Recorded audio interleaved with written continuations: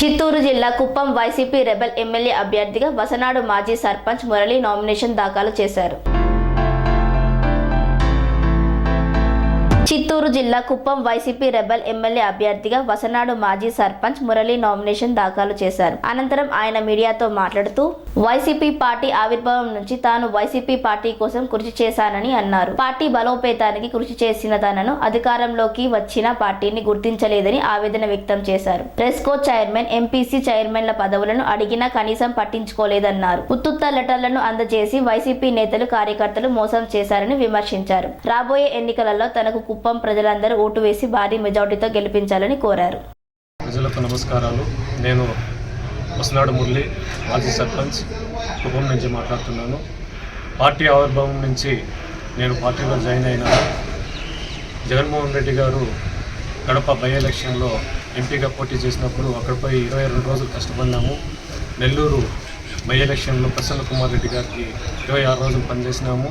నంద్యాలలో 22 రోజులు పనిచేసినాము. కుప్పం కాన్స్టిట్యున్సీలో సర్పంచులకు, ఎంపీటీసీలకు, సింగిల్ విండోలకు కష్టపడినాను.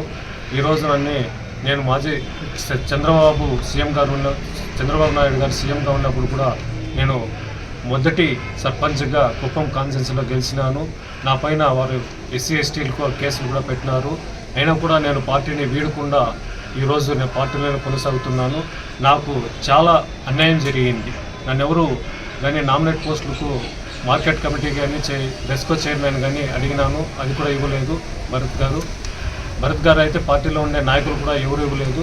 2 సార్లు ఏపీఏసీ డైరెక్టర్గా నియమించాలనేసి కూడా లెటర్ ఇచ్చినారు. ఇది లెటర్ కూడా ఇక్కడి నుంచి అక్కడ పోయినప్పుడు లెటర్ పనిచేయదు. ఇక్కడ లెటర్ ఇస్తారు, అక్కడ పోయి ఫోన్లు చేసి చెప్తారు, మమ్మల్ని ఆఫీసుల్లో కూడా చేయరు. ఈ మాదిరిగా ఎన్నో లెటర్లు ఇచ్చిన కాన్స్టిట్యున్సీ వైజ్ కూడా కార్యకర్తలను ఏమార్చినారు. అందుకోసం నేను వైసీపీ రెబల్గా ఎమ్మెల్యేగా పోటీ చేస్తున్నాను. నాపై దయవుంచి అందరూ ఓట్లు వేసి, గుర్తు త్వరలోనే వస్తుంది, నా పైన ఓట్లు నాకు మీ అమూల్యమైన ఓట్లను నాకు వేసి ముద్రించాల్సిగా కోరుతున్నాను. కుప్పం కాన్స్టిట్యున్సీలో హంద్రీనివా సాధన కోసం మొట్టమొదటిగా కొంతమంది కష్టపడితే నేను కుప్పం కాన్స్టిట్యున్సీ అధ్యక్షుడిగా కష్టపడినాను. ఈరోజు వీళ్ళేదో అదేదో 80% ఆ ప్రభుత్వంలోనే అయిపోయింది. ఈరోజు నీళ్లు తెచ్చకుండా వీళ్ళు ఈరోజు వచ్చిందను ఏదో సీఎంని మభ్యపెట్టిందను, ఈ ఏదో డ్రామా కంపెనీ మాదిరిగా ఆడిందని, దాంతో సీఎంని ఒక దిగదార్చే మాదిరిగా అది చేసినారు. ఇంకా కొన్ని అయితే కూడా సీఎంకు తప్పుడు వాగ్దానాలు చేసి తప్పుడు మాటలంతా చెప్పిందేమో మాదిరి చేసినారు. ఈ రోజులో ద్రావిడ యూనివర్సిటీలో 8 నెలలుగా జీతం రాకుండా ఉంటే వీళ్ళ నాయకులు పోయిందని అక్కడ 2-3 సార్లు సీఎంని కలుస్తారు. కానీ ఇక్కడ వచ్చిందను కుప్పం సమస్యల పైన, ఇదే కాదు ప్రతి ఒక్క సమస్య పైన. ద్రావిడ యూనివర్సిటీ 8 నెలల నుంచి జీతం రాకపోతే ఇక్కడ పట్టించుకునే నాయకుడు కలగలేదు. అందుకోసము ఈ స్థానిక ఎలక్షన్లో నన్ను గెలిపించండి, శాసనసభకు పోయిందను ప్రతి ఒక్క సమస్యను కూడా నేను తీరుస్తానని కోరుకుంటూ ప్రార్థిస్తున్నాను. స్వామి బోధానంద గోసేవ ఆశ్రమం, సైథాపూర్. జ్యోతిష్యం, వాస్తుశాస్త్రం మన పూర్వీకులు మనకిచ్చిన వరం.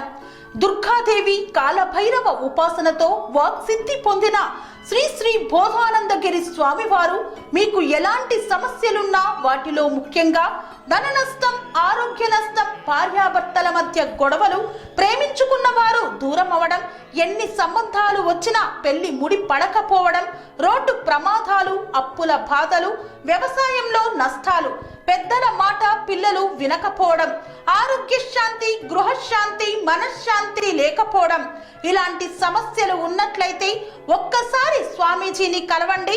మీ సమస్యలకు తగిన పరిష్కారాన్ని పొందండి. అంతేకాక అన్ని రకాల వ్యాధులకు గోపంచకవ్య మరియు మూలికా వైద్యం చేయబడును. నమ్మకంతో రండి, ఆయురారోగ్యాలతో వర్ధిల్లండి. మా అడ్రస్ స్వామి బోధానంద గోసేవ ఆశ్రమం, సైథాపూర్, వీరభద్రస్వామి గుడి దగ్గర, యాదగిరిగుట్ట. సంప్రదించవలసిన నెంబర్ 9849213754 మరియు 961803